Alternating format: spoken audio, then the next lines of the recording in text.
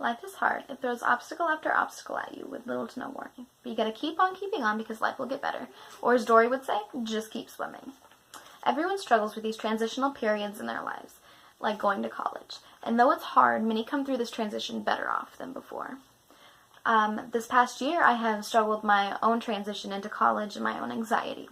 In this speech, I will explore how my anxiety and these experiences helped me to grow as a person, and how I kept pushing forward. My name's Michaela. I grew up in a small town called Monrovia. I lived there all of my life.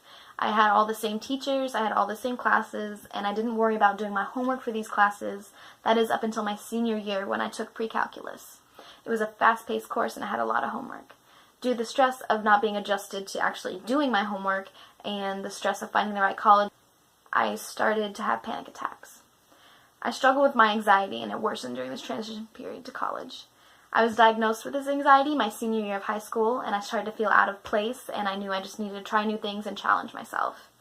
My anxiety is mostly related to social situations, like public speaking or meeting new people. Or it's also serious things like finding the right college and finding the right major for me. My first year, I lived on campus at Ball Residential, and even though I had plenty of opportunities to get involved, I struggled with it because I did not want to go to these situations alone. I also felt out of place on campus because I didn't know what I wanted to major in, and people kept asking me what my plan was. Due to the fact I switched majors a few times, I didn't have the same people in my classes, I didn't recognize anyone, and I struggled with finding friends that I could see consistently. I went to the advising center on campus, and I took their personality quizzes and used their tools. I eventually decided on majoring in social work. However, at the end of my freshman year, I went through a hard breakup. I started to see my friends more, and I started to try and seek things outside of my comfort zone. After this breakup, in order to keep swimming, I leaned on those friends, and I tried to focus on myself more.